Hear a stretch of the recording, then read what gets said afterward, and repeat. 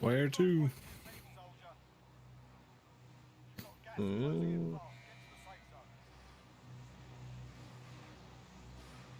Hospital? Okay. Don't fuck up. Yeah, say that to my fucking Xbox, bro.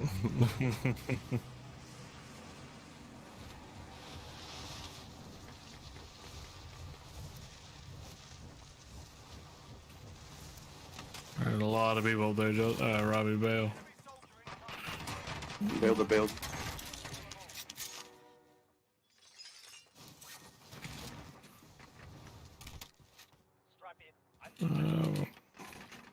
Landed next to a guy. Didn't mean to. Okay.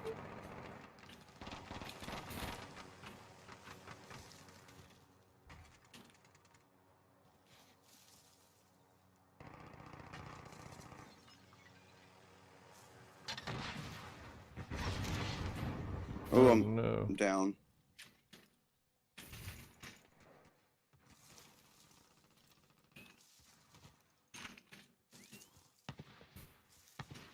I'm all the way at the top. Oh shit.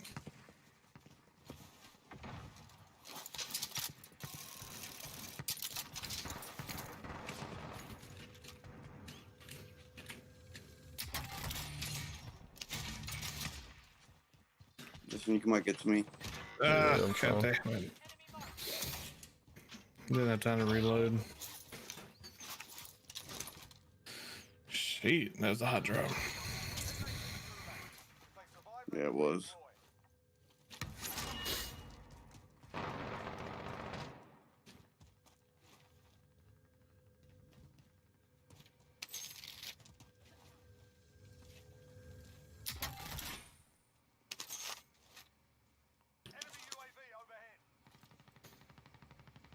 Enemy marked.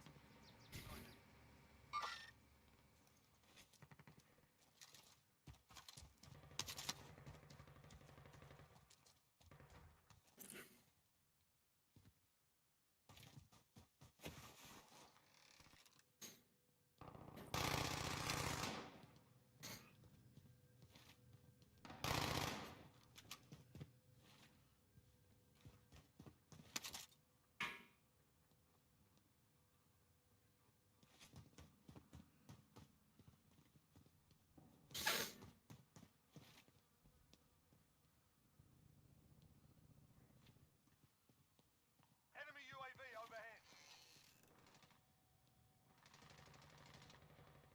How many you got before you, Tyler?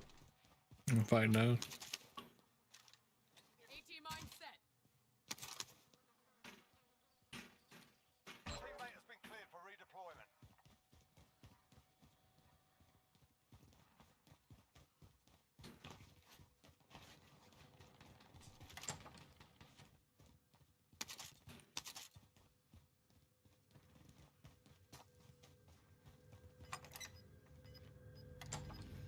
Y'all still got people around or what? There definitely are on hospital. Move over to this side. Yeah, somebody just bought.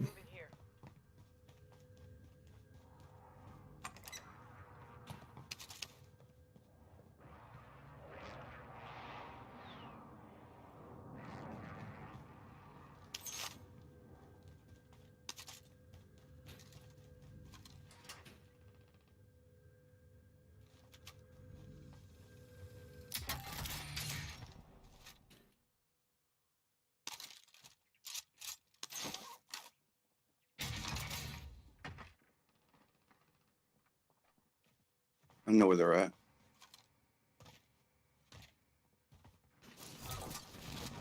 No idea. I do, but I'm not gonna push without y'all. SMG here.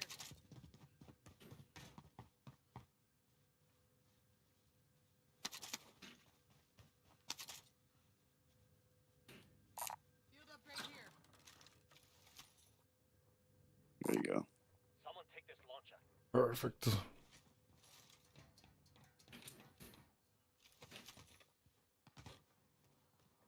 Got a shield for you. Okay.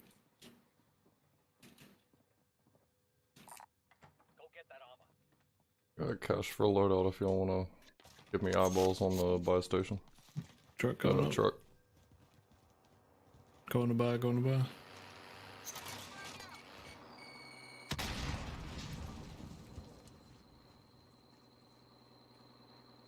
Enemy soldier incoming. Dropping. Just getting shot from the other side.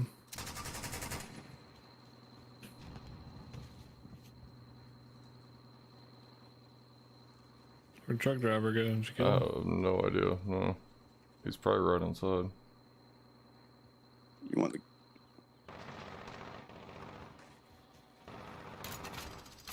That'd be him. another decoy? You wanna go up top? I'm throwing this over here. Friendly loadout drop on the way.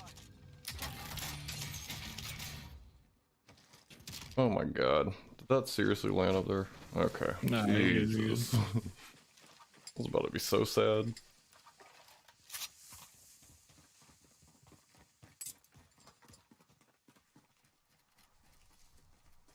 Over here. Taking fire. Hit him.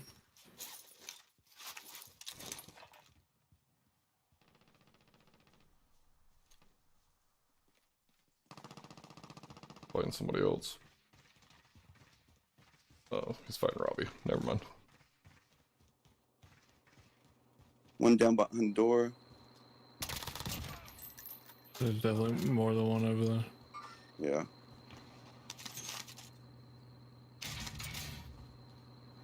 Down one and went into the door.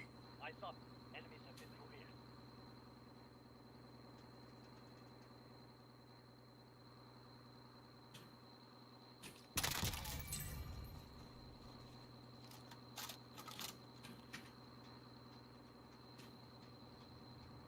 Enemy UAV overhead.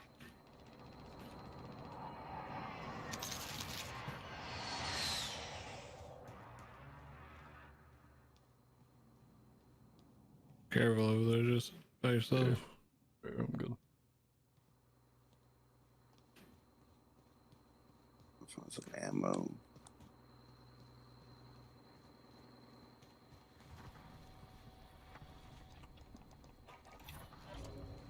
What'd you need? I got it now. Okay.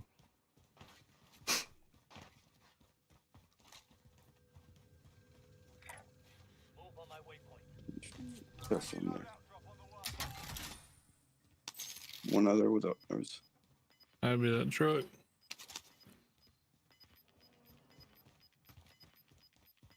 Planting Claymore. Gas is inbound. Marking new safe zone.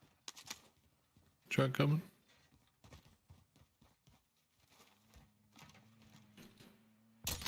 Hit him once.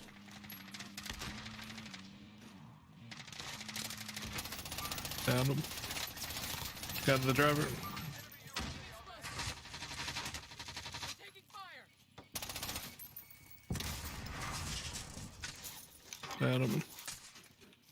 Behind this wall. He probably got self revive. Nice. Did. Ooh. Small caliber rounds here. Well done, guys. Quick sniping there. AP mine set. You just you always grab them. Bro, I didn't know it was yours. I should by this point, but I don't.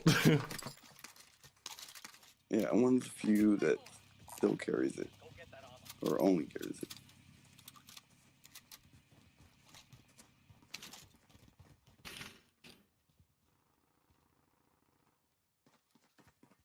Damn, I still don't have a kill after all that. What the fuck?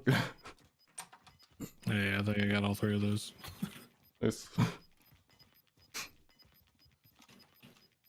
is moving. LW3, man. It's a sniper to be. Go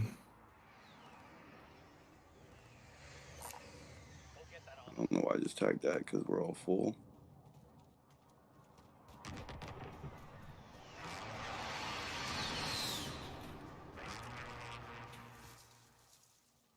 Truck up here at the buy station.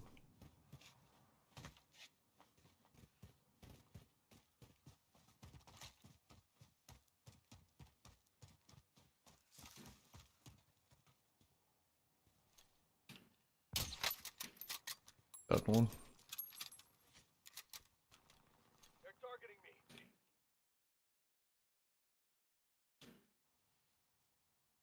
Mark him if you see him. They're in a truck that going that way. Positioning. Oh.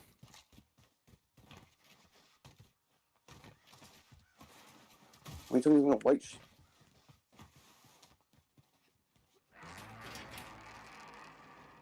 Objective is to eliminate the bounty target.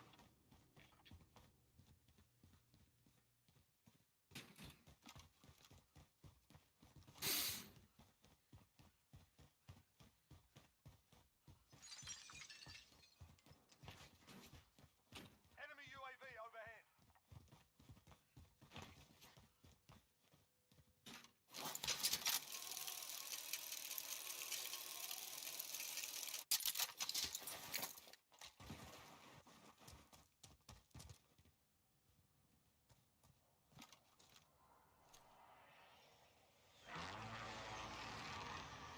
Head now.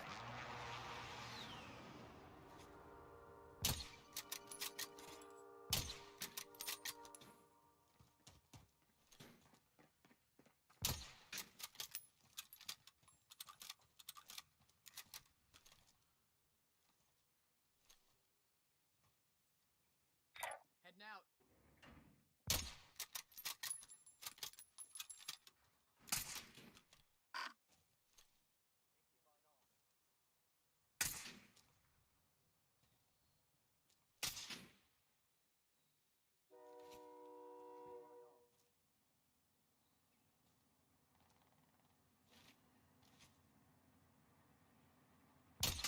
Correct.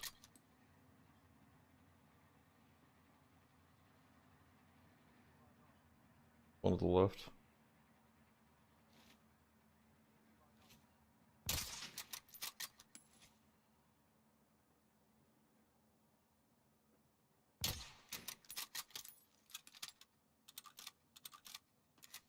You shooting at?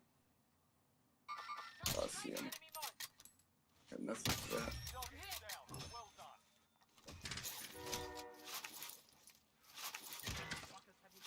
Jeez.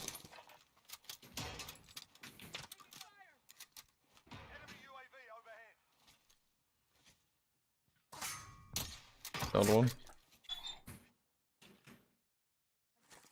Helicopter flying over. Being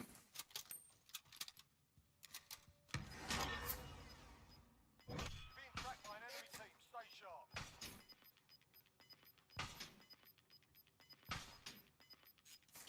Gas is closing. Get to the new safe zone.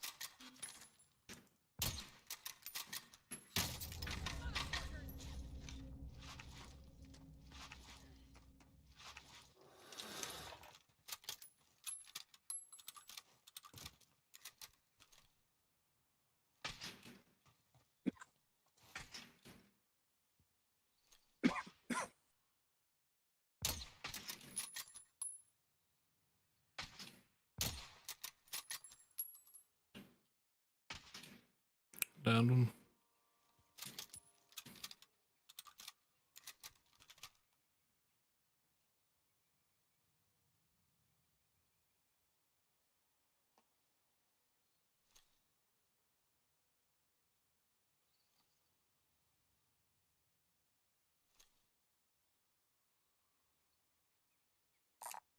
Tagging bounty contract. Go get it.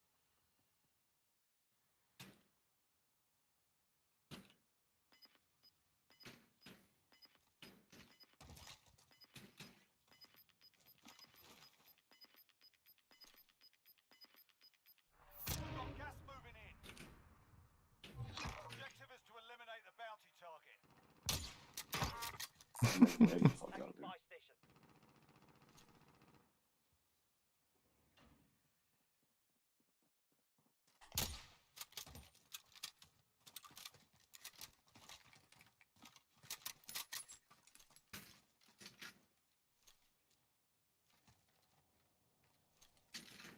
Got a vehicle here.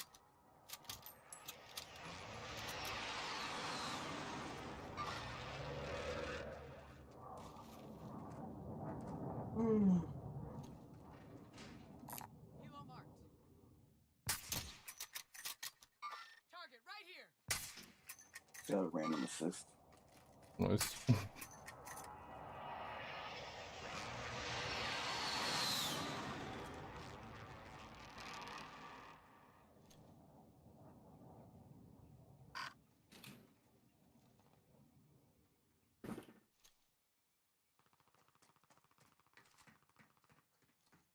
You're that UAV. Let me pop it.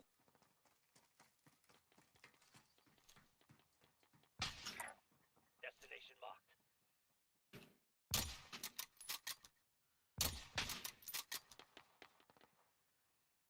Mark the target.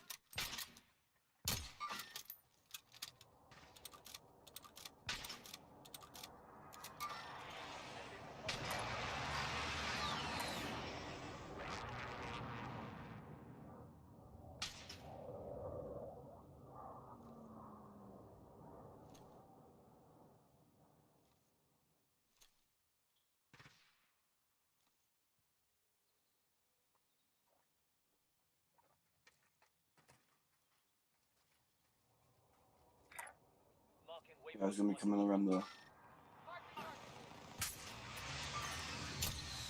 Cracked him.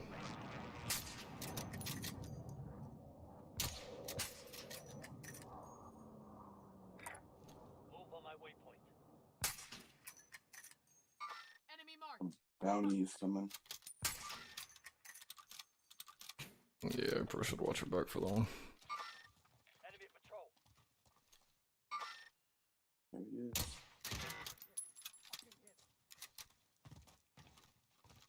I got you.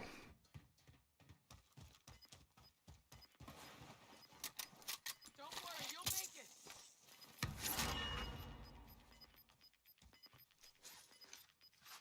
Gas is Somewhere inbound. east. Marking new safe zone. Check. Target right here.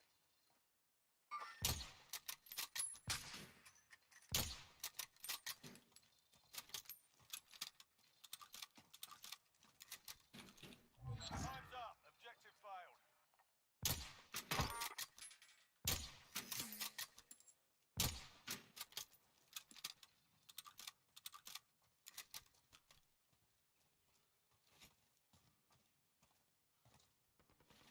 Oh, fuck. I'm taking fire. Safe room. Same place you guys dropped from. But, right side. Underneath. Watch the elevator. Yeah. I'm throwing shields down. Armor here. Enemy soldier incoming. Dropping in. Enemy marked. Gas is closing in.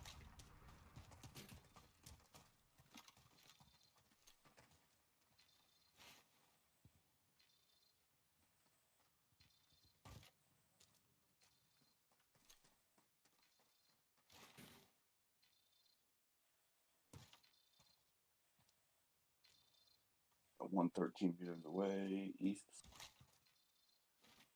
10 meters away, east. Someone just dropped in towards where our loadout was. Yep. Damn it, dude. Welcome to the gulag. That was You earned bad. your training. Next, mate, get ready. Just wait for your turn now. Be ready.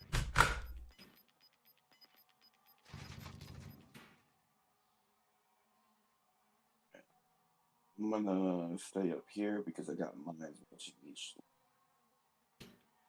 ladder. Okay.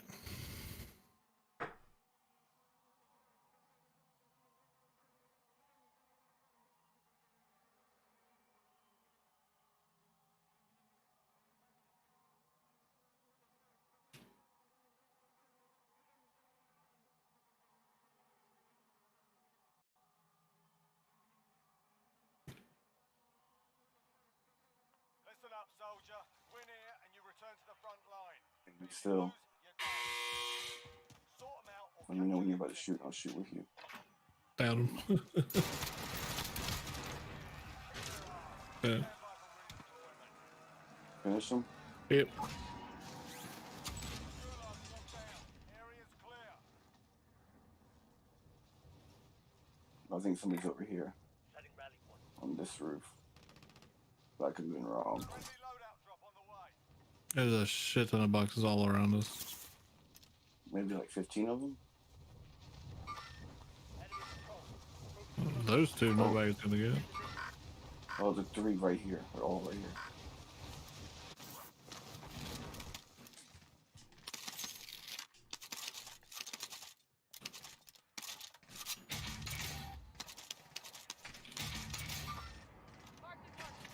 He's down. King's down. Nice. Kill confirmed. One on the ground. Here. Airstrike on us. Oh my god, I was reloading. Where did you? What?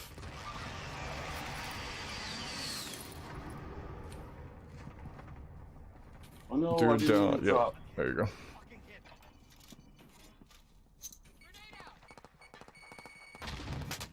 Move further out. Yep.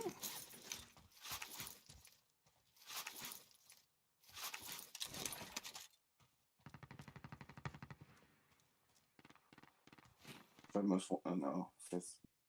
Oh, look at that. Have eyes on enemy traps.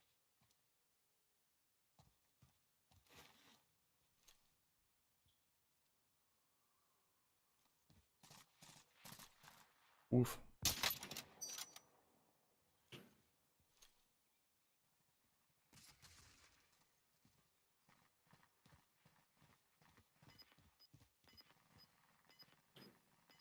Only 25 remain.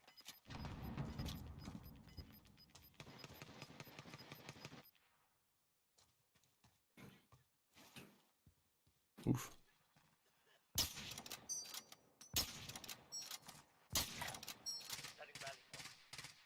One down. Jesus Christ. 3 people watching me and I miss all those Ooh. shots. Well, I'm one of those.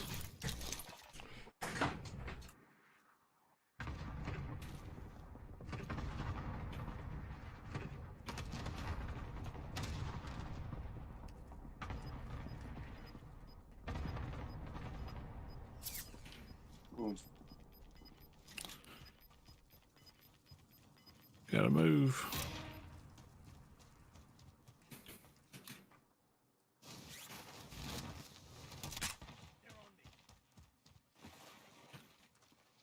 ooh. Straight across. Yeah. Mark the target.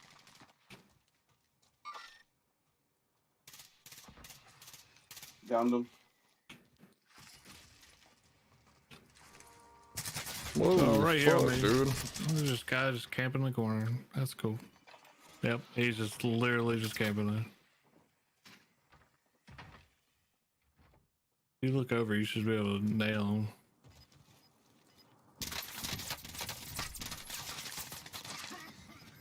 You better get down there, bro. Alright, so you can stay right there, lay down.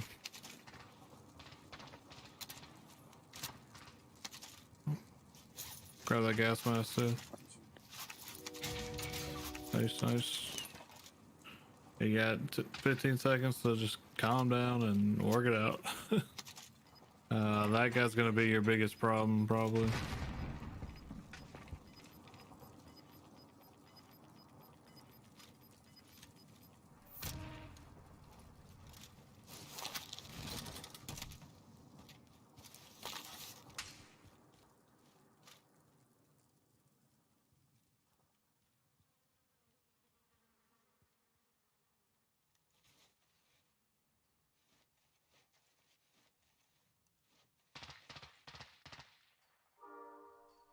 Recon's inbound. UAV overhead. Oof.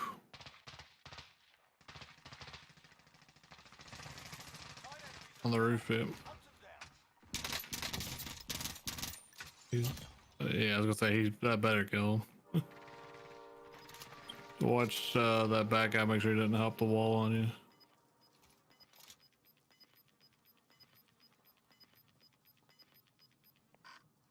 God damn, bro.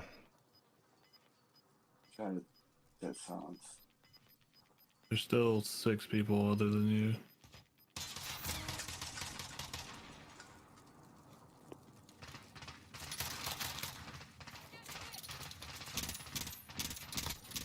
Watch your window. Nice. Oh Holy god. shit. Dang.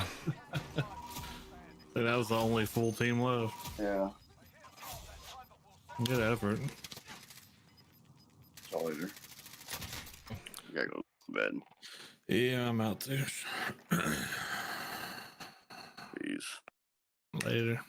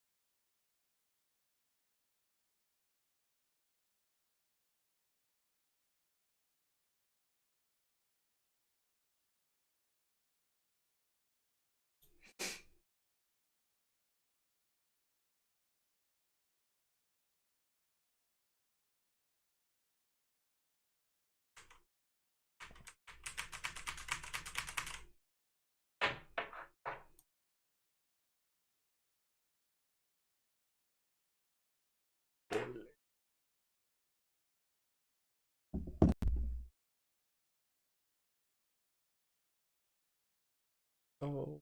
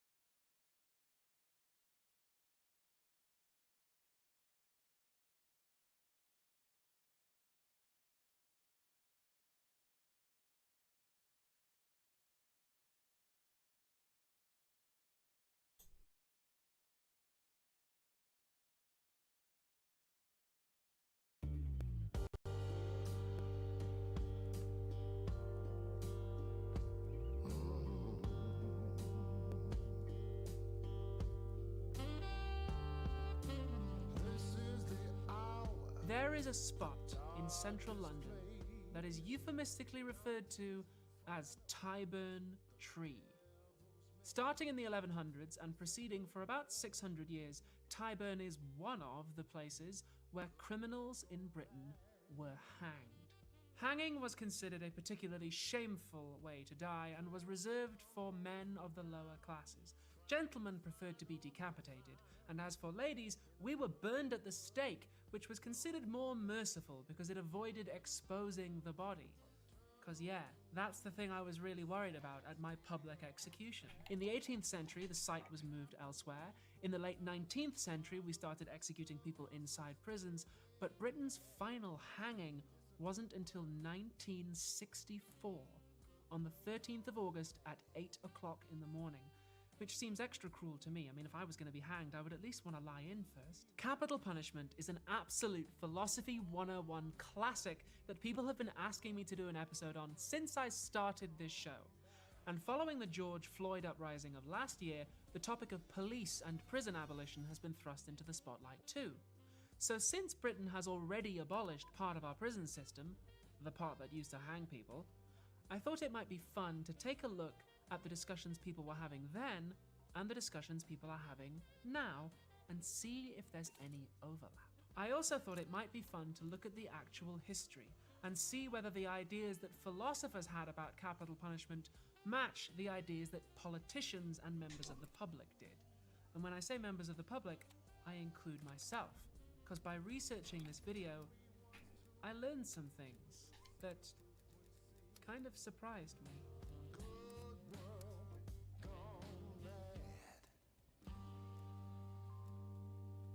The British justice system used to be a little bit looser than it is now. We had been executing people for thousands of years, but the number of capital crimes gradually fell until the late 18th century when it suddenly shot up. They added a whole bunch more, including stealing fruit from the Prime Minister's garden, which frankly I think if you can get away with that, you should probably be allowed to. A lot of the new capital crimes were non-violent offences against property. Like in 1801, a 13-year-old homeless boy named Andrew Brunning was publicly hanged for stealing a spoon. You think Oliver Twist is a tale of hardship? That kid had it easy. But not everyone just accepted it. There were people at the time who wanted to see big changes in society, and it did not escape their notice that stealing a spoon got you hanged, but evicting a family of 5 to freeze to death in the streets? That's just good business. People wondered if all these executions might have something to do with the fact that rich people made all the laws. So sometimes the desire to abolish capital punishment was part of a larger desire to transform society. More on that later. And there were abolitionists, even back then, including Charles Dickens, the author of Oliver Twist and The Muppet Christmas Carol. In 1840, he attended the public execution of a man named Francois Courvoisier, a butler who had cut the throat of his master while he slept. That's right. The butler did it. The story of a servant who killed his master obviously had a lot of rich people looking over their shoulders, and it attracted a good deal of attention. 40,000 people turned out to watch Courvoisier hang. The theory was that public executions would deter criminals, but Dickens described it like this. I did not see one token in all the immense crowd of any emotion suitable to the occasion. No sorrow, no salutary terror, no abhorrence, no seriousness. Nothing but ribaldry, debauchery, levity, drunkenness, and flaunting vice in 50 other shapes. I should have deemed it impossible that I could have ever felt any large assemblage of my fellow creatures to be so odious. Officially, we had the death penalty for loads of crimes, but in practice, only about half of those found guilty actually swung, which was still a lot of people. The rest got pressed into the army, or they were given the cruelest fate that English minds can devise, being sent to live in Australia. So justice was less of a rule and more of a vibe. And the philosopher William Paley, who philosophy students will already be familiar with, said that's a great system. It's nice and flexible. It sets the maximum penalty, but it allows the authorities to be lenient if they require. Paley thought it would be a great way to deter crime, because only the most serious criminals who really need to be made an example of get strung up. You know, people like Andrew Brunning, the Moriarty of Tableville. Paley's philosophy was very influential, until another philosopher named Jeremy Bentham came along and tried to knock him down a peg. Bentham pointed out that in practice, this very harsh and vibes-based justice system meant that whether or not you got f***ing hanged was often pretty arbitrary, and therefore the system was very unpopular and easy to corrupt. Because what is corruption but arbitrariness that someone has paid for? Bentham thought that having the death penalty for so many crimes would actually undermine the goal of deterrence, because juries didn't want to find people guilty. They were like, well, he probably did the crime, but I don't know whether he's going to get a slap on the wrist or hanged in front of Sainsbury's, so I'm going to vote not guilty. In 1830, jurors in London petitioned Parliament saying, the fact that you can get the death penalty for forgery means nobody ever gets found guilty of forgery. So by the 19th century, people like Dickens are starting to wonder how capital punishment reflects on everybody else who isn't directly involved. Like, is it making us mean or cruel? Is it suitable for a society that likes to think of itself as civilized? And they're starting to ask, well, does it actually work to stop crime? In theory, it should be easy to answer that. We just need to look at the evidence. Like in France, under the Napoleonic Code, they only had 6 capital crimes, whereas we had hundreds. But the French gentlemen still found enough spoons to get through their soup course. In practice, however, it's a little tricky. This is a graph of murders committed in Britain since 1971, so just after we abolished the death penalty. This is from the Office of National Statistics, and you can see that the murder rate is trending very slightly upwards. In no small part, thanks to that big spike in 2003.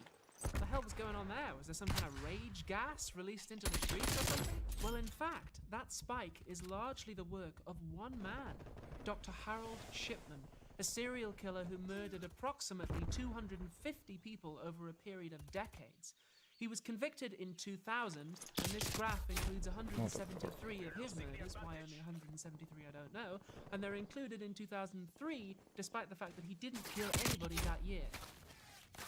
That we know of. So the Shipman case is just one example of how sometimes crime statistics can have limited uses. Really, those murders should have been spread out over previous years. And there's another example if we jump back to 2001. There's another spike because 58 Chinese migrants suffocated to death in the back of a lorry in Dover. The lorry driver got done for manslaughter in the UK. Some Chinese gang members got done for it in the Netherlands, where the lorry had started the journey.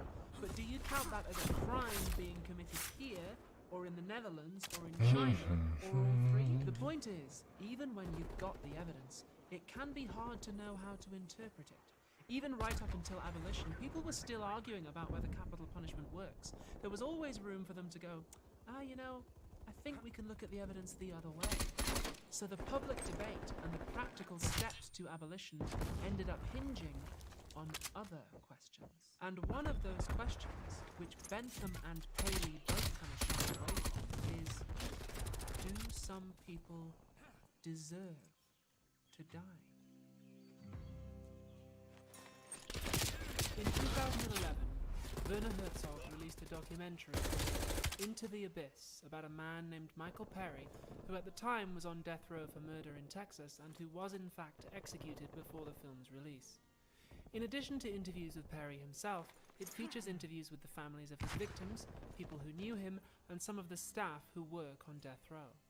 I have to confess that as soon as Perry started talking, I completely forgot that he murdered 3 people.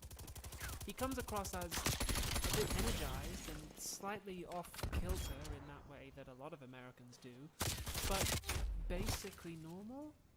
Though of course, had I known more of his victims, I expect I would have felt very differently. Herzog makes the interesting choice to open with the Perry interview, and only after that does he reveal the details of the crimes, which are shocking not only because they're graphic, but also because they seem so pointless. I mean, he killed 3 people in cold blood just to steal a car. Hearing about the Perry murders and how they affected the community, I felt very powerless, very empty. I wanted to do something. I felt very adrift in a hostile world.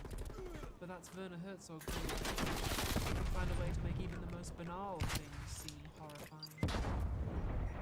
The dirty dishes in the sink. To me, they represent mayhem and death. The film reminds me that real people's feelings about capital punishment are sometimes complex and contradictory in ways that a philosophy class doesn't always help. For instance, there's an interview with the daughter and sister of 2 of the victims who says that she doesn't want to see anybody die, and she would have been satisfied if Perry got life in prison. But she is glad that she went to watch the execution, and she went as a way to remember and honor her mother, and she says that some people deserve to die. Paley said that what people morally deserve is a matter for God. The business of the state is protecting the state, so the only real question is, does capital punishment deter crime? But not everybody thinks of it that way. The philosopher Louis Poggeman said that after World War II, the Nazi leaders were executed, and a lot of people would say that they deserved it. And if you agree with those executions, well then really we're just arguing about life. This position is called retributivism, and it's coming at the question from a completely different angle than consequentialism, the idea that punishment is about achieving some consequence like deterrence or rehabilitation. Maybe capital punishment doesn't deter crime. Maybe it makes crime even worse. But a philosopher like Poggeman would say, that's not what the justice system is for.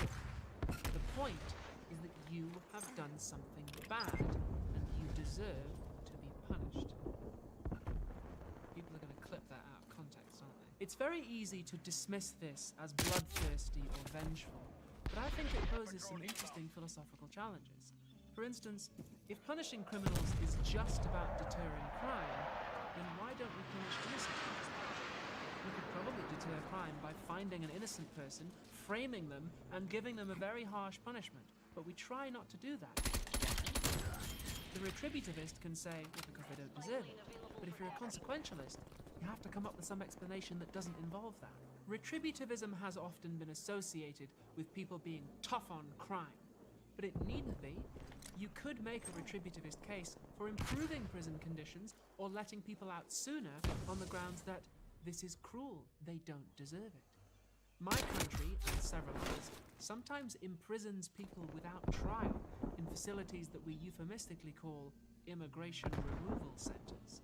A consequentialist would look at that and say, oh, well, we need to figure out whether imprisoning people without trial actually helps from the point of view of deterring them from breaking the law. But a retributivist could say, well, bollocks to that. Even if it works great, you shouldn't treat people like that. They don't deserve it. Another argument for retributivism is if you're gonna say that the purpose of criminal punishment is deterring crime or rehabilitation or whatever, you'd better be able to prove that it works. If you're telling me that we need to imprison people for just as long as it takes to reform them, then how are you gonna figure out how long that is? Are you gonna use a fancy algorithm like some prisons are using now? Oh yeah, that sounds great. I'll have to spend the next 5 years in jail because the computer says my Myers-Briggs astrology type makes me predisposed to shoplifting. Retributivism might also push us to be a little bit more honest with ourselves. For instance, cards on the table, I think that consequentialism is a strong philosophical theory, but if somebody asked me, don't you think the Nazis deserve to die? There is a part of me that wants to say yes. So I have to find a way of expressing that part that doesn't talk about what they deserve. And instead I can say something like, well, I don't feel sorry for them, or if I had the power to stop it, I wouldn't, or even, I want them to suffer. But all of a sudden, I'm not talking about an abstract philosophical theory anymore. I'm not talking about somebody else and their crimes. Those are statements about me and my feelings. And I'm learning something about myself. And the thing is, in a philosophy classroom, statements like that might not count for very much, because it's supposed to be about why you believe the things you do and whether your reasons are good. But in a public political debate, you can believe any old shit you want. Doesn't matter if it's a terrible idea. As a famous philosopher once said, facts don't care about your feelings. So, the debate about capital punishment in Britain rumbled on until we get to the 1950s. And there were 3 big cases that rocked the nation and paved the way for abolition.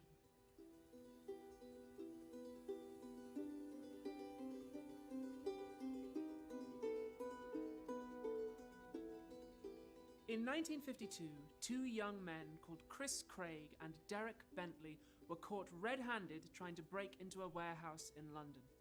Craig had a gun, and according to officers on the scene, as Bentley was being dragged away, they ordered Craig to hand the gun over.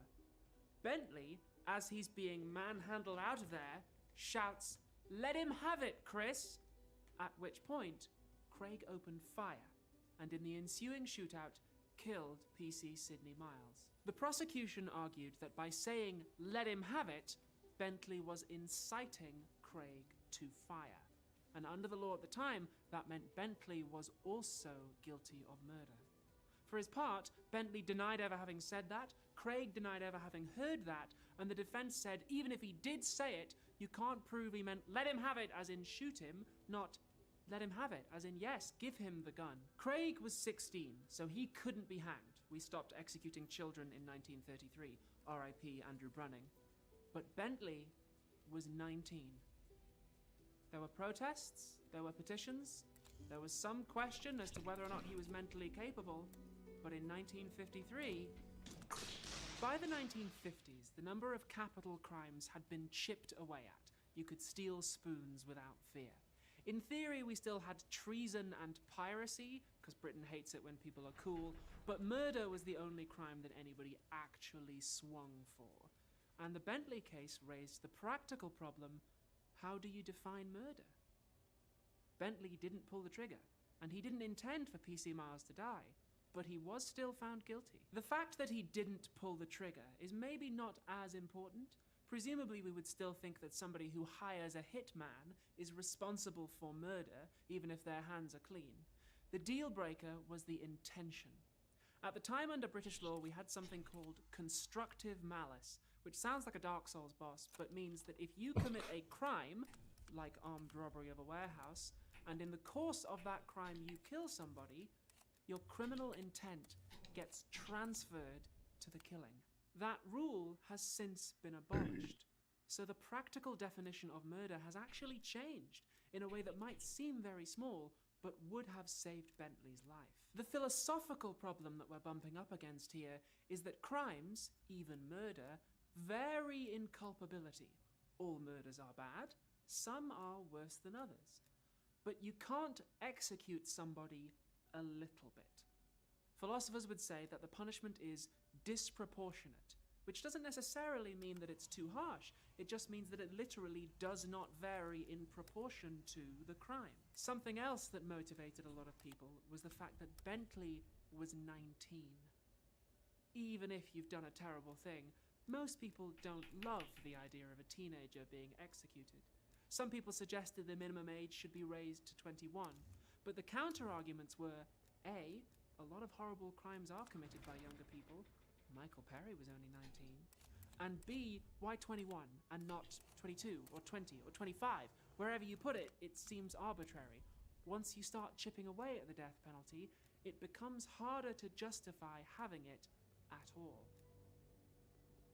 In 1950, Timothy Evans of Notting Hill, London, was arrested and charged with the murder of his wife Beryl and their baby Geraldine. Both victims were found strangled and buried in the back garden. Under interrogation, Evans allegedly confessed to the murders after a few changes in story. Later on in the trial, he accused his downstairs neighbor, John Christie, of being the real killer, which everyone found very implausible because Christie was a former police officer and by all accounts a pretty charming guy, as opposed to Evans, who was not the brightest bulb and maybe a little bit weird. So, Evans was found guilty, he went off to prison and was hanged for murder. Case closed. Good job, boys. 3 years later, Christie moved out, and then somebody found 3 corpses stuffed inside the wall. Oh. Christie was arrested not long afterwards. In his pockets he had some coins, some personal items, and a newspaper clipping about the arrest of Timothy Evans. Oh. Police conducted a more thorough search of the building and found some more bodies buried in the back garden, which had also been strangled. And then Christie confessed to the murder of Beryl Evans. Oh, shit. It turned out that Christie was a serial killer. He'd been operating for almost a decade, strangling and doing various other things to 8 women that we know of. As is often the case in situations like this, he was only prosecuted for 1 murder. Something similar happened with Harold Shipman. If you kill enough people, the prosecution basically just play the highlight reel, because it's more than enough to put you away. Christie was found guilty of the murder of his wife and sentenced to death. When they put the hood on him, he complained that it made his nose itch, and the hangman said, "It won't bother you for long." The government in 1953 was conservative and pro-death penalty, and they had said on the record multiple times that it was a fantasy that an innocent man could ever be hanged in Britain. So after a little bit of cajoling, they held a government inquiry, which concluded that no, Evans was guilty, we did get the right man. 2 men lived in the same building, murdered women in the exact same way, and buried their bodies in the exact same place, completely independently of each other. So stop asking questions. After a little bit more cajoling, another inquiry was held by the same people as the first, which concluded, surprise, surprise, that the first inquiry was correct. We did get the right man, Evans was guilty, so stop asking questions. The Evans case illustrated a couple of things. Firstly, sometimes the wrong guy gets executed, even with all the appeals and forensics and everything. YouTube's own Sean has a great video that goes into detail on the Evans case and explains how it happened. Of course, everyone knew there was a chance that an innocent person could be hanged, and Evans almost certainly wasn't the first, but something about this particular case really brought home how tragically things can go wrong. Beyond just that, though, because the death penalty is irreversible and the idea of killing an innocent person is so abhorrent, it creates a very strong incentive for corruption. Some American commentators have said this is still a problem in the US. Everybody from the police to the Prime Minister had a very strong reason to cover up a wrongful execution, and that is what they did. The Evans case led to government corruption at the highest level. It wasn't until 2004 that our justice system officially said, yeah, he was completely innocent. We got the wrong guy. Because if there's one thing we British hate, it's being embarrassed. In 1955, a man named David Blakely was coming out of a pub in North London when he was shot dead with a .38 caliber revolver. The murderer was immediately arrested, Ruth Ellis, Blakely's ex-lover. Ellis's case attracted a good deal of attention and sympathy because she was young, she was attractive, she had children, her relationship with Blakely had been abusive, and she was a woman. Not only was that rare, it meant Let's that what get to happened work, strike next team. was very surprising. The ultimate decision about whether somebody is sentenced to death actually hanged came down to the Home Secretary. The Home Secretary is a British cabinet position. They're elected as MPs and then appointed to the job by the Prime Minister. Our current Home Secretary is a lady named Priti Patel, who incidentally has in the past expressed support for bringing back hanging. In those days, as in days of yore, about half of the people who applied for a reprieve got one and ended up doing life instead. The fact that it was a politician's job to decide who hanged and who didn't presented some problems. Whichever way the Home Secretary decides, they're going to get a reputation. So they might be influenced, even unconsciously, by thinking about their career, which isn't really relevant to the case, especially if it's a big news story, which executions always were. So although we'd reformed the system a little bit, the old concerns about the death penalty being arbitrary and vibe-based hadn't completely gone away. Women who were sentenced to death almost always got a reprieve.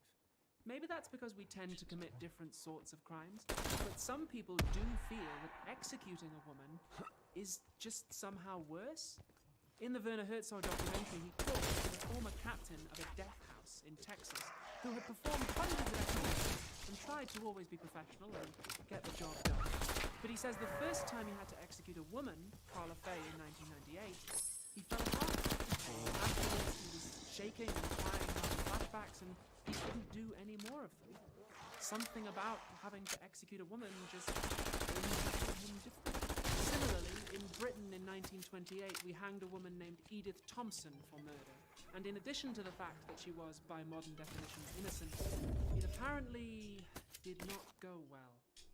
There are conflicting reports about exactly what happened, but the governor and the prison chaplain were devastated. The executioner tried to kill himself 2 weeks later, and afterwards some people suggested that the death penalty be abolished in Britain, but only for women. Again, that's not really a strong philosophical argument. If you abolish the death penalty for us, you presumably have to abolish it for the fellas as well, but it is something that in the public sphere carried a lot of weight.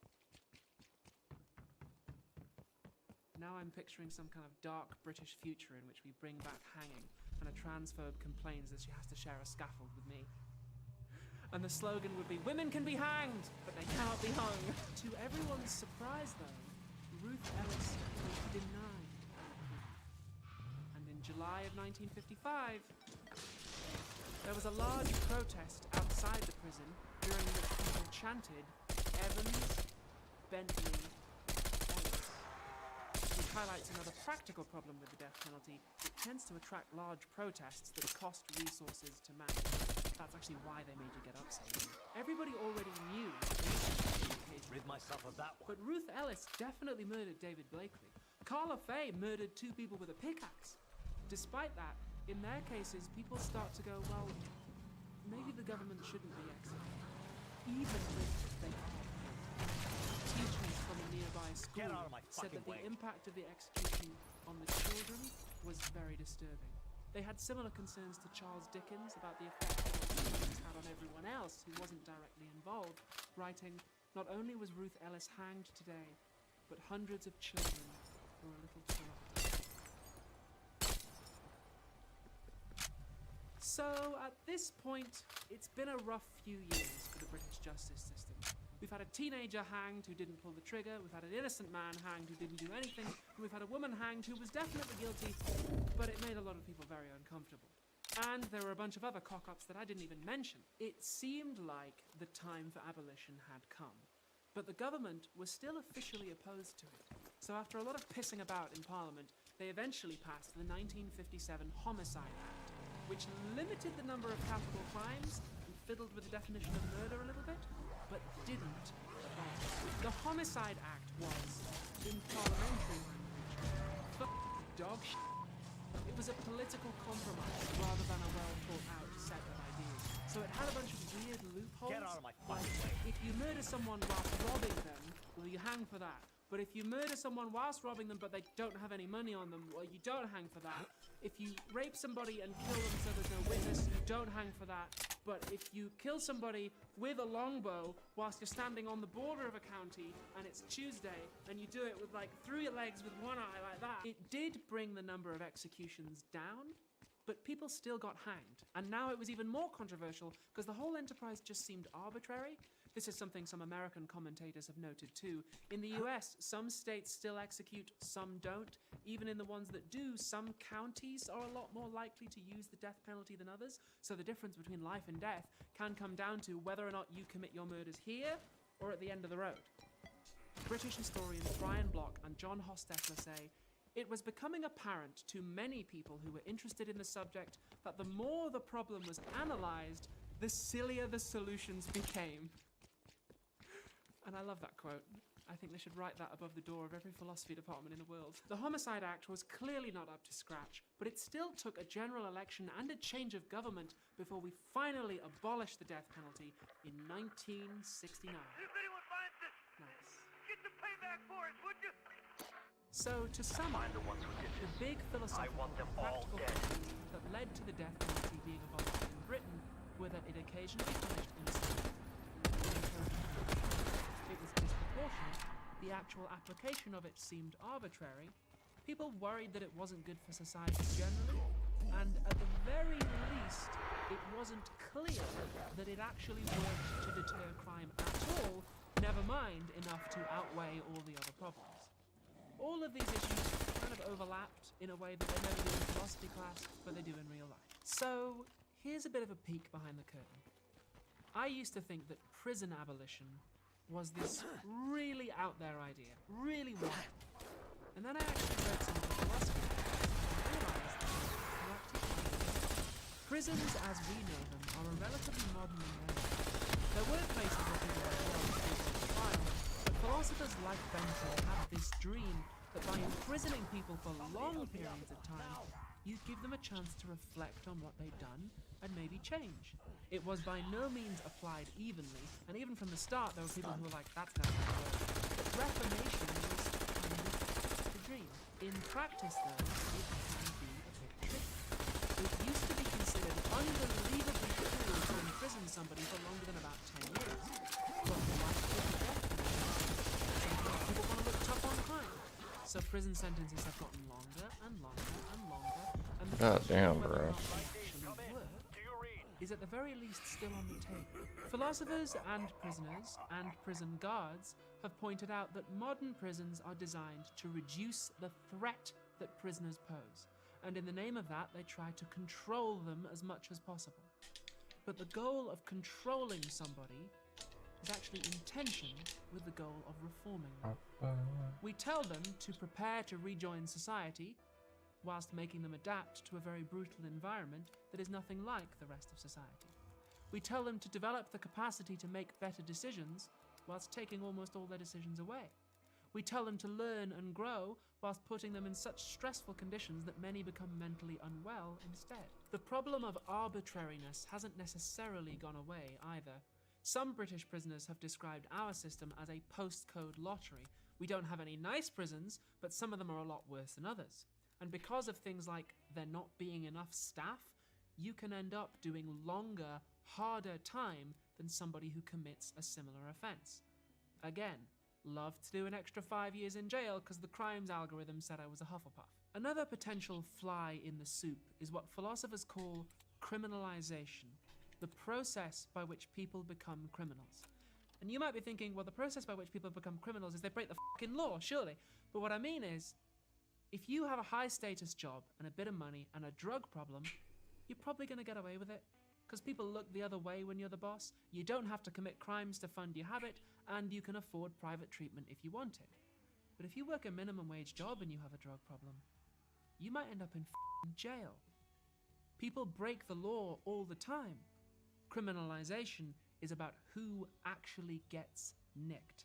I mean, very lucky people like me can learn about prison by reading a book. Other people learn at the School of Hard Knocks. The growth in British prison populations has occurred against the backdrop of huge cuts to our public services, in particular cuts to mental health services. There are parts of the north of England now where there basically are no mental health services at all. If you need help, you have to travel for about 2 hours after a 6-month waiting list, and if you can't afford that, then you just get worse. And maybe eventually you get so bad that you do something antisocial and you end up in prison, which is also not really going to help. And prison abolitionists ask, is this the best way to deal with these problems? Could we maybe help some of these people before they break the law? And once they do, could we focus on actually helping them stop doing it? Like with abolishing capital punishment, prison abolition is often argued for as part of a wider transformation of society. Researching this episode has pushed me to be a little bit more honest with myself and to acknowledge that there is a part of me that does want to see some criminals suffer and would love to latch on to a philosophical theory that not only makes that look justified, but also means I don't have to talk about myself and my own feelings. But once I realized that those feelings were coming from me, I realized I had a choice about whether or not to indulge them. And suddenly, the intellectual idea of a world without prisons, or a world that is working to get rid of them, or a world that is working not to need them, didn't seem as out there as it did before.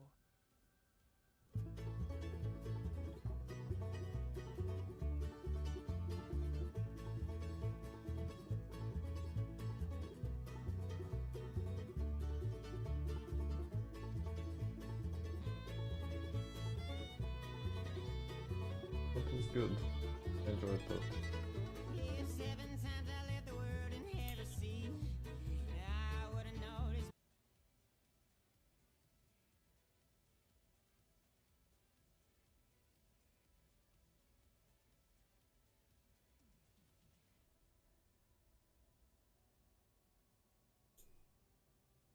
And I, would describe a lot of people on the right as being socialists. I would consider Steve Bannon to be a socialist. I would consider the 2016 iteration of It's the Donald Trump, the stupidest shit candidate, I've to be a ever heard, socialist dude. based on what he was saying. I consider Tucker Carlson to be a socialist. Now if you have Governor Cuomo who wants to give tens of millions of dollars to Amazon to bring an office to New York, you have AOC, an actual self-identified socialist, standing up and saying, this is outrageous. And then you have Tucker Carlson going on his Fox News program and saying, I agree with her completely, because I think people are realizing that neoliberalism doesn't work. And I think the real right-left difference, to the extent that those terms even have any currency or coherence, I think you see in France. I love this take.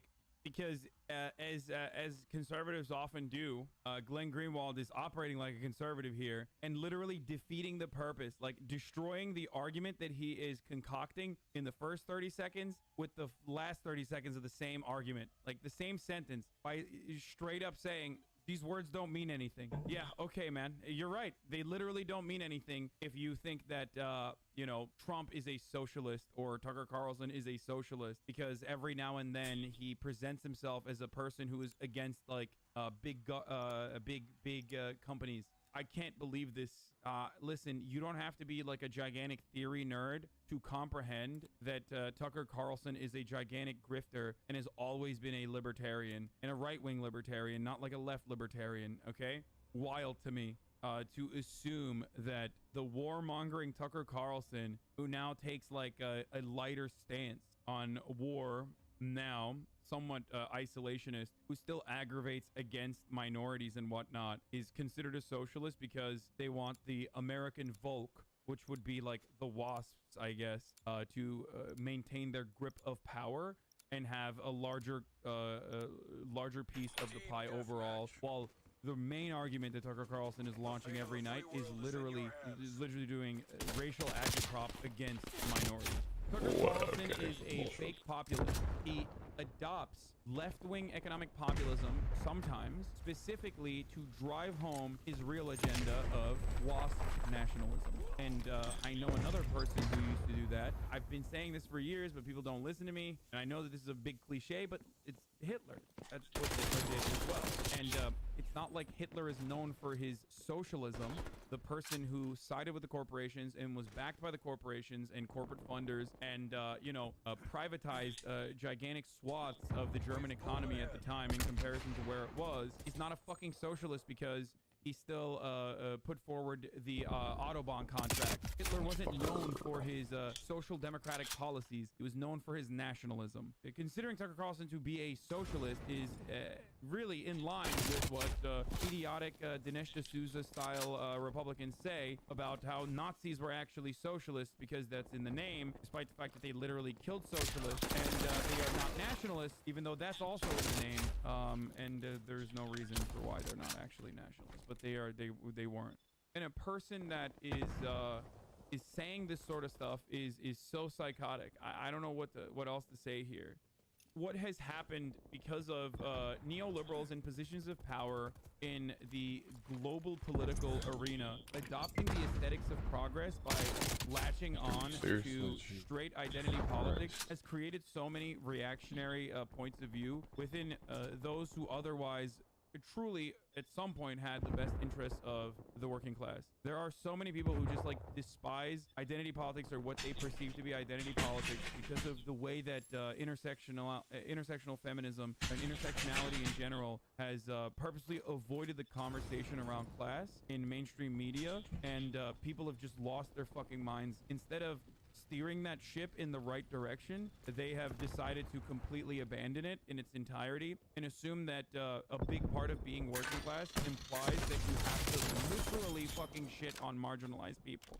It's ridiculous, especially because it avoids the reality that so many of these marginalized communities are literally a part of the working class.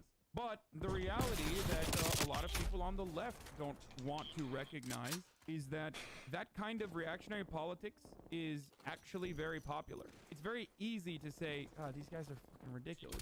Because, I'm sorry, picturing a better world, picturing a more egalitarian society is kind of foolish at times. And when you are running on the belief that, like, if you set the rules in the way that you want to see the world, when you have no fucking power whatsoever, when those in positions of power are simply aesthetically adopting the rules that you live by, when you operate on that worldview and navigate the world like everyone is fucking committing a thought crime or whatever the fuck Republicans consider it whenever they are toxic or whenever they actually engage in some sort of microaggression, then, you know, you're gonna lose a lot of allies, which is why I always say you have to sell your point of view.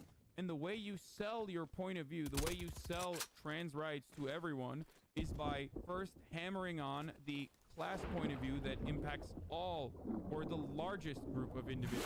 You tell people Medicare for all means all people, okay? That includes fucking Nazis even, all right? Which is why I always say this. And then when they say, well, I don't want trans people to have healthcare, I'm like, really? You're gonna say no to fucking healthcare because trans people are gonna get it? You're a psychopath. Shut the fuck up. No, you're gonna suck it the fuck up and you're gonna take this free motherfucking healthcare bitch. I think you see in France too, like Marine Le Pen, you know, the fascist far right candidate, when she ran both times, she ran to the left of Macron for sure, but even the French socialists in terms of wanting to give workers better benefits and better pensions.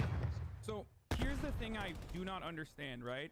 When Glenn is skeptical of the Democratic Party, understandably, whenever the Democratic Party says things like, we care about the workers, we care about the working class, we care about workers' rights, he's understandably skeptical of them and says, oh, fuck these guys, they're lying to you. All they care about is like, you know, corporate overreach, they're corporate overlords that, you know, line their pockets. So why isn't he just as skeptical of reactionaries all around the world? That's the thing I do not understand, because Tucker Carlson has never shown any interest, not even as much as the fake ass fucking Democratic Party, with regards to like increasing the minimum wage or marginally bettering the lives of the American working class. I've never seen Tucker Carlson take a staunch position on taxing the wealthy, for example. He very rarely talks about it because that's actually something that would put him at odds with those who line his fucking pockets. Why is Glenn Greenwald not as skeptical of Tucker Carlson and will adopt the terminology that Tucker Carlson wants to put out as though he is like genuinely interested in bettering the material conditions of the white working class, at least in America, which I don't even think Tucker Carlson wants. Why the fuck is he not as skeptical of Tucker Carlson and Marie Le Pen as he is of the Democratic Party? This makes no sense to me whatsoever. It makes no sense. Let's see what he has to say. Did you read any of the articles I wrote on this topic, or listen to the full context of the interview where this was discussed, or are you proudly responding to the 6-word snippet the Daily Caller social media manager fed you to get you to do what you're doing? Look how easy social media managers play these people. They feed them a 6-word snippet, they get excited and think, oh good, I can mock this without having to do any work and get people on my side. Then they're off to the races. Okay, but I want to understand what his position is. Like, I don't want to see the fucking 6-word snippet. Does he talk about his actual fucking position or not? I feel like the bigger point he's making is about populism versus neoliberalism and how voters from both sides of the spectrum are realizing that neoliberal order is failing them. I don't think Glenn is someone to shit on marginalized people. I feel like his views are really shaped by his South American coverage, where it's really populism versus neoliberalism. Like Bolivia is a great example of that. Yeah, except the difference is he also very clearly has demonstrated time and time again that he does not give a fuck about trans people. I'm sorry. Like, I think he literally feels as though trans rights is basically a byproduct of like neoliberal identity politics, and that trans people should be an afterthought, and any trans person that talks about fucking trans people is, you know, just doing bullshit. The point that he gets frustrated at is literally when homophobia is demonstrated by those he's like somewhat aligned with, and in that point he does like marginal pushback.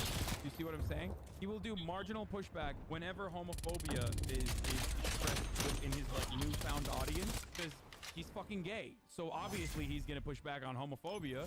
Like, he's an advocate for gay rights. He's a gay man himself. But when it comes to like other things that some on the anti-identity politics left has declared to be like ridiculous, like sex work or trans rights and shit like that, he is very quick to belittle that level of activism. I engage in some pushback when I feel as though, from a position of profound privilege that I have still, when you know, trans people or trans activists are advocating for things that I consider is going to be unfathomable to the majority, to a degree that like it is, you know, overboard or whatever. I don't know how to describe it. How else to describe it? Like when someone says Woomixin, or someone is like engaging in that sort of thing, like just like throwing X's every now and then in different places. Like, that shit is aesthetic. It's bullshit. There are plenty of intersectional theory folk who focus on class, actually. No. I know that the original works, including the person who coined the term intersectionality, is literally a fucking Bernard brother, a Bernard sister. And yes, I know that a lot of queer theory utilizes Marxist theory, anarchist theory, blah, blah, blah. Intersectionality has to feature class. Intersectionality has to be placed atop of a dialectical materialist framework. I don't have a problem with that. That's how I see it. That's how I look at it. But what I was trying to simply state is that intersectionality, in the way that it's demonstrated through popular culture and through mainstream politics, is demonstrated in the most liberal, capitalist way possible. Do you get what I'm saying? That's the problem. So people will immediately attribute intersectionality or any sort of like cause that features identity as a negative way, because they are reminded of the Tumblr style social justice warrior movements. In a certain sense, it is a distraction. Zizek, while in full support of trans people, explained that the foregrounding the issue of trans rights as the democratic establishment is not a winning strategy when they are trying to win the hearts and minds of normal people. This is a tactic obfuscation of class and material politics. Yes, Hassan, I agree with you. I mean, I've said this as well, but it also doesn't mean that trans rights take a back seat. You know what I mean? You gotta mix the trans rights pill in with other pills and shove it down people's throats. Lol. That's my advocacy for it. That's the way I do it. Like, I engage in pushback when I see transphobia happening. I describe to people what my worldview is and what I think is best to do. I think you invoke dialectical materialism. People don't know what that phrase means, me included. Your intersectionality should be grounded within a framework where the world is designed around commodity production, how goods are produced, and how labor and the relationship between those who work under a boss and the fucking bosses themselves. That is what the world is designed around, and people should move from that starting point and build blocks on top of that. Yeah, those who give the work and those who take the work, or those who are hiring versus those who are working in those positions. The employer versus the employee. I'm trying to simplify it in terms, okay? The vision is You know, you have this kind of right-wing populism, which really is socialism, that says we should close our borders, not allow unconstrained immigration.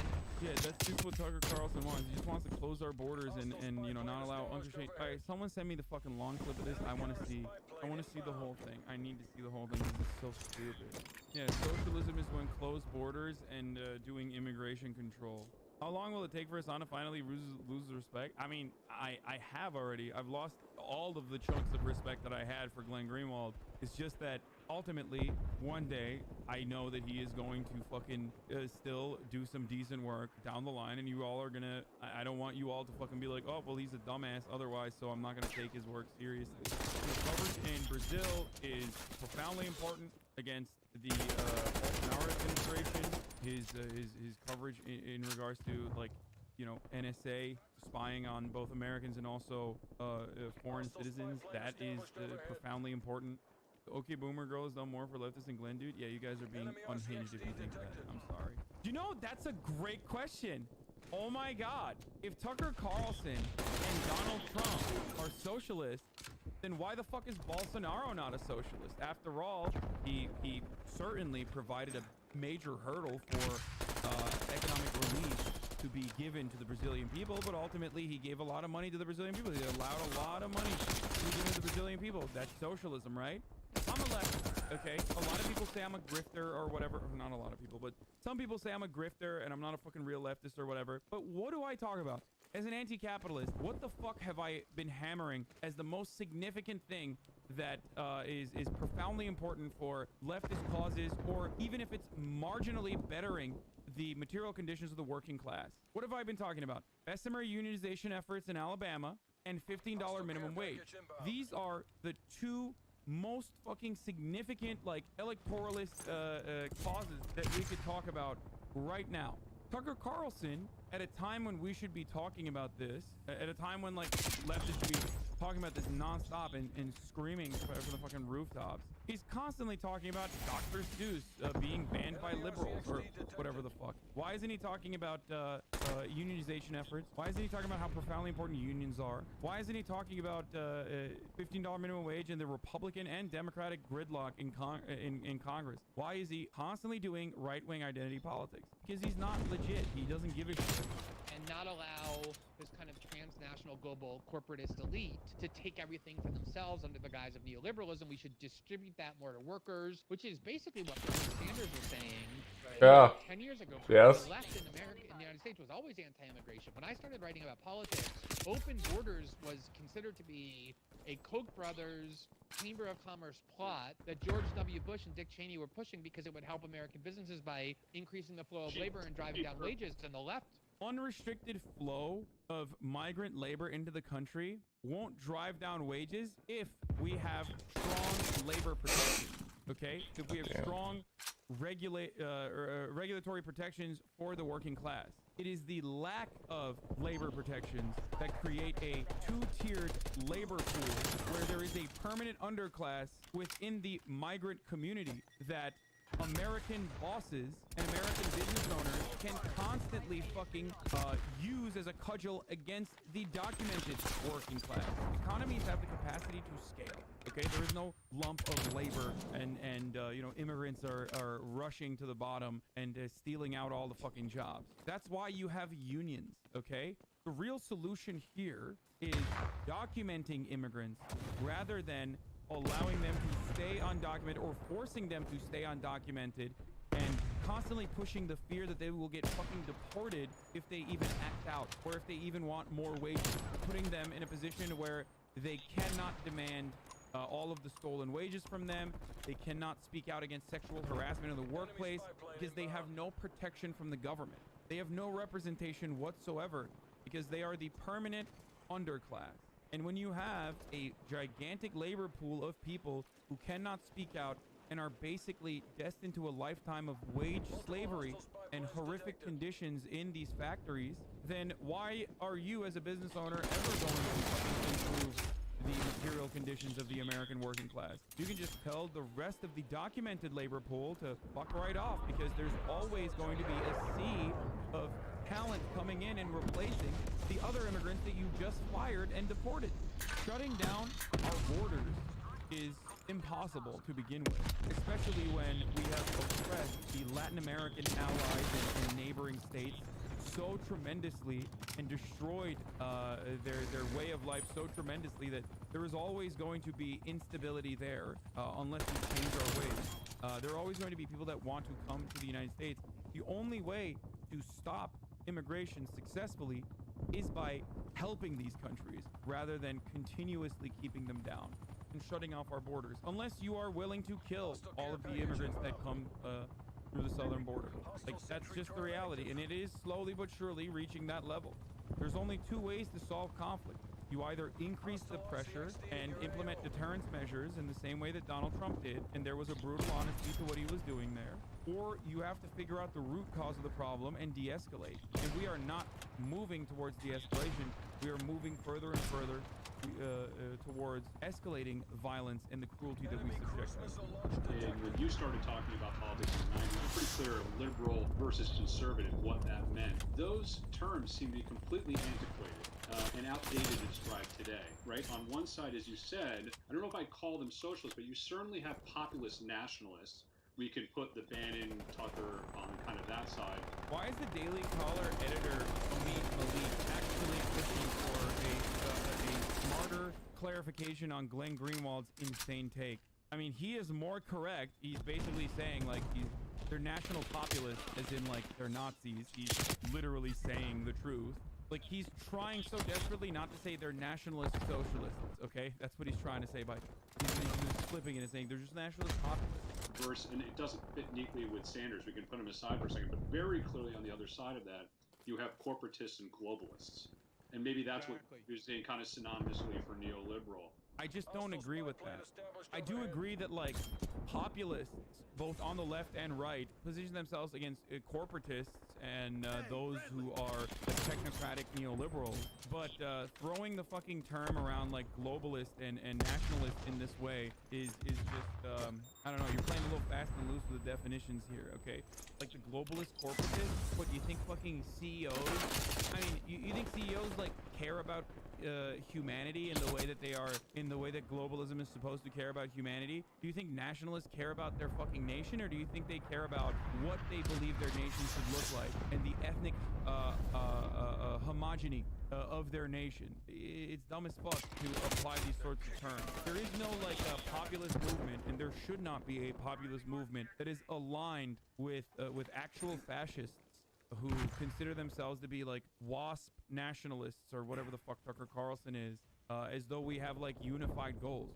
We do not have unified goals unless you literally think, unless you straight up think that like Tucker Carlson genuinely would not have a problem with giving trans people health care and documenting the 12 million immigrants that currently live inside of our borders and does not want to purge them and cleanse the population of that brown rot that he considers to be brown rot, basically. A person who literally says things like immigrants are dirty and straight up channels Nazi rhetoric like that is not an ally. Like, you cannot consider them to be an ally. You just don't see some workers as workers. They were very vocal against the environment we saw. One that mirrors a lot of what we see now in the stifling dissent. So a lot of the creativity, the innovation of thought was coming from the left during that period of time against the repression and the surveillance state was being implemented from the right. It seems to be exactly the opposite now, but certainly you're getting an audience and having a much more thoughtful conversation with what's thought of historically right-wing today. And you're not getting any of that from the globalist corporatists who are now embodied, or excuse me, personified by Colbert and Oldham. So the question to you is, did you and I change, or did they? Wait, so, see, this is what I don't understand, though. These motherfuckers literally will say things like, you know, Stephen Colbert is so anti-war, and that's based at a time when, like, everyone was fucking pro-war. It's like, where were you? You know what Tucker Carlson was doing while Stephen Colbert was fucking anti-war? He was calling Iraqis primitive apes that deserve to be dominated by the American military machine. If Stephen Colbert became more of a fucking liberal and no longer holds these, you know, these brave fucking anti-imperialist takes and is like too focused on all the dumb shit, then so are you. Okay, you have changed as well. I guess if your change is genuine, because I don't really hear about, too much serious consideration to scaling back the American military actions all around the world from those like Tucker Carlson and everyone else. I mean, he does actually take a stance against like American imperialism from time to time, but I don't know. I don't know how fucking legitimate.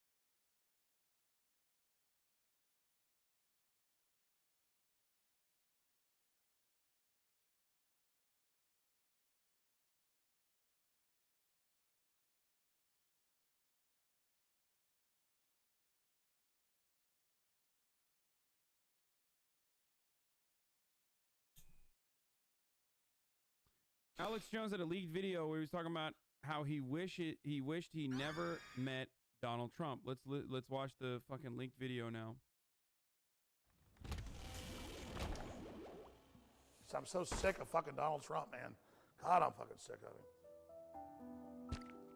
Okay, this seems super fucking staged, dude. He's such a grifter. Oh my god.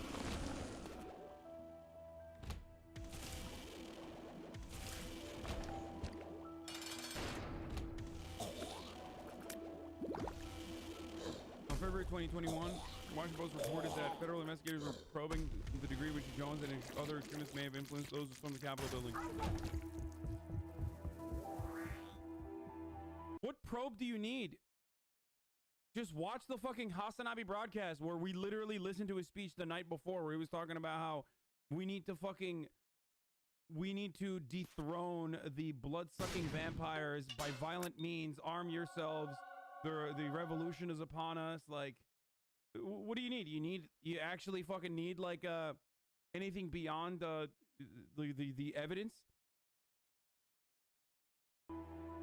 This video was back in 2019, but like he literally the night before the insurrection on the rally that he threw got these hogs riled the fuck up. Rolling.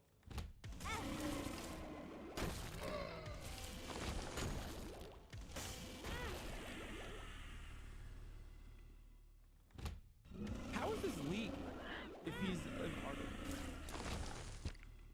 The selfish part. Wishes I'd never met Donald Trump. Wishes that I'd never met Donald Trump. Because unlike previous things I've done that were game-changing, those were just time-space continuum reflections of the third big change of that was bringing Donald John Trump to Boston. This is, you guys are asking really good questions. This is going to be really good. I'm going to say it again in a minute. It's the truth, and I'm just going to say it. Never would have fucking met Trump. Never would have happened. And it's not that the attacks that I've been through. I'm so sick of fucking Donald Trump, man. God, I'm fucking sick of him. And I'm not doing this because it's like I'm kissing his fucking ass. You know, it's just like I'm sick of it.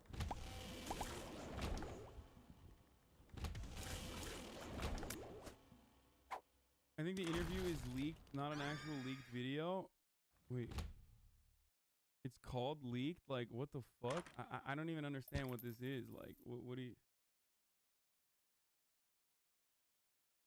Stop saying based, you fucking dinguses, dude. It's not real. Like, none of this is real. Do you understand?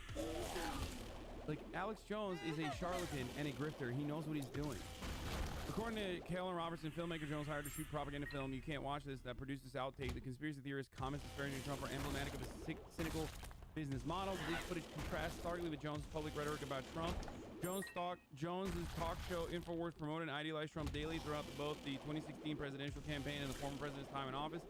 Robertson also shared with Hate Watch a screenshot of text messages he claimed to have exchanged with Jones. In them, the InfoWars host asked him to discard comments he made from the final product of the film. Robertson told Hate Watch that the comments made were expressing his disgust with Trump. Please don't put me bitching in the film. I don't do it a lot, but when I do, look out. Jones writes across 3 text messages. We can do more of that if you need. Did the shoot get what you wanted today? Okay, let's do it. Please don't put me bitching in the film. I don't do it a lot, but when I do, look out. It's a good idea to go where I started in East Austin. Okay. Although Jones is noted fabulous, he testified in court under oath, bringing in $20 million in revenue in 2014.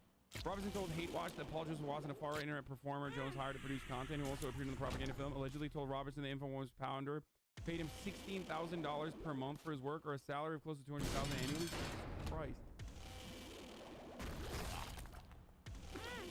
Robertson also told Hate Watch off camera Jones took delight in belittling his own audience, suggesting he could sell them dick pills and claiming they would buy anything.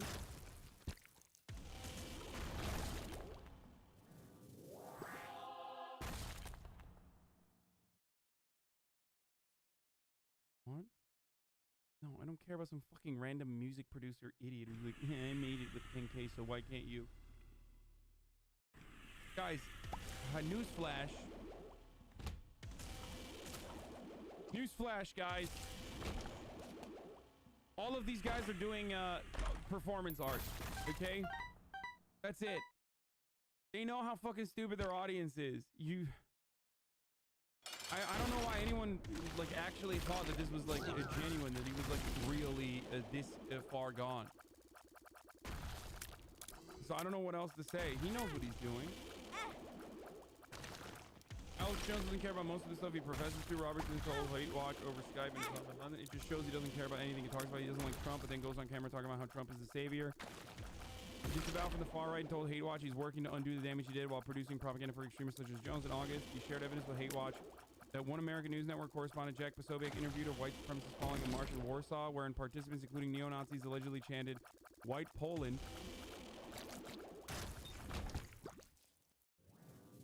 Yeah, I mean, yeah, he lies all the time. He fucking... Okay, listen. He lies all the time.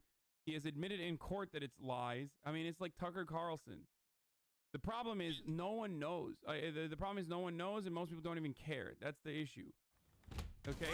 When faced with the reality of a lawsuit against him, he's going to be like, yeah, it's entertainment. Yeah, in a family court hearing, he openly admitted that what he was doing was entertainment. And that's why I have some respect for him, for his craft at least, I guess. Despite the fact that he's a fucking psychopathic shitlord with with an entire, what do you call it? With an entire fucking army of bloodthirsty maniacs.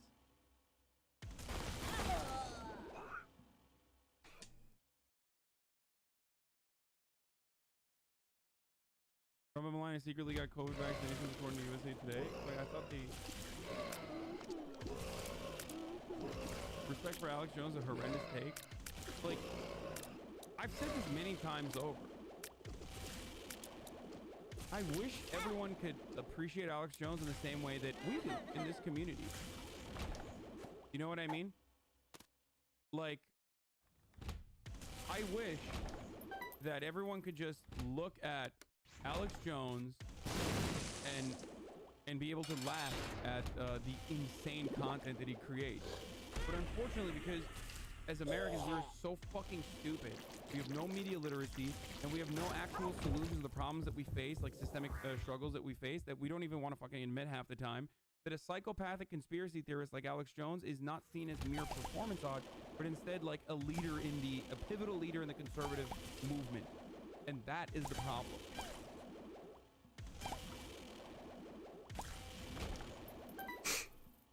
You get it?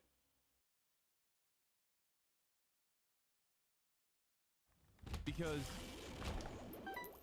does Hassan think we're stupid? No, I'm saying this community appreciates Alex Jones in the same way that I do. We make fun of Alex Jones all the time. We laugh at the psychotic shit he does because we don't take him seriously because we know he's fucking insane. But unfortunately, there are plenty of people who do and then end up engaging in actions that are otherwise violent because they watch Alex Jones and take his word seriously.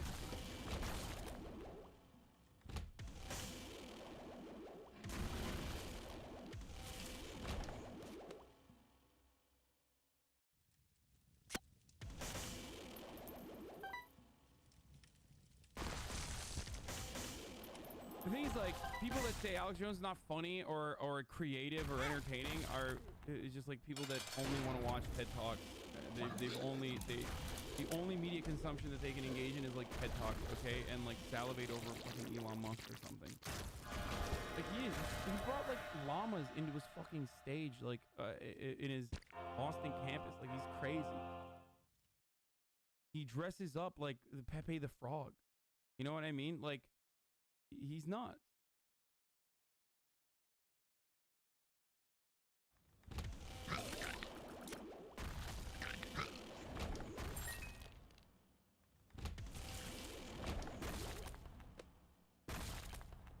And if he didn't take himself seriously and other people didn't take him seriously, then I would be able to do stuff with him, by the way. Like, that's the other problem.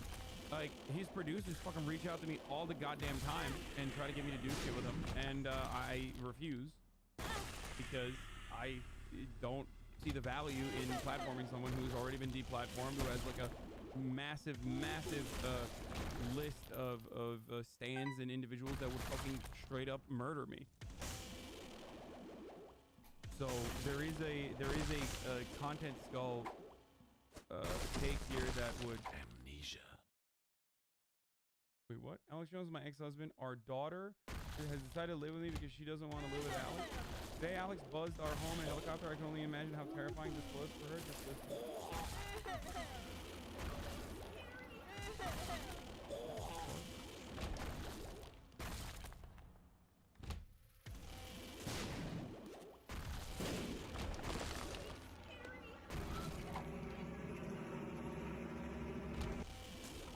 Attack helicopters! Black attack helicopters! They're circling my family home.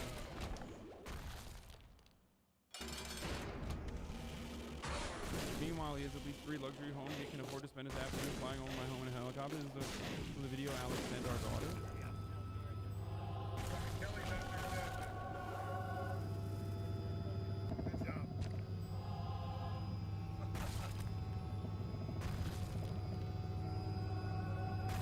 Someone in the chat. This woman has fucked Alex Jones.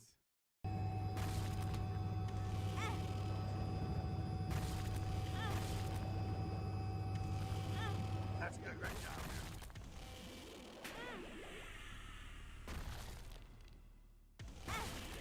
Circumventing that restraining order, like, yeah, holy shit. Listen, I wanted to tactically ascertain who's fucking my wife, all right? I wanted to know who my wife's new boyfriend is, and unfortunately, I had to bring in a ex-CIA operative who took the time out of his busy day doing QAnon drops to help me tactically ascertain the situation, okay?